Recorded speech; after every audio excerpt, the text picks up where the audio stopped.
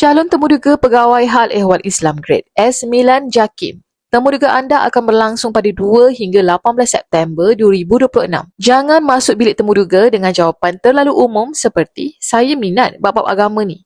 Jawapan tu baik, okey, tapi belum cukup kuat. Untuk jawatan Pegawai Hal Ehwal Islam, panel nak tengok lebih daripada sekadar pengetahuan agama.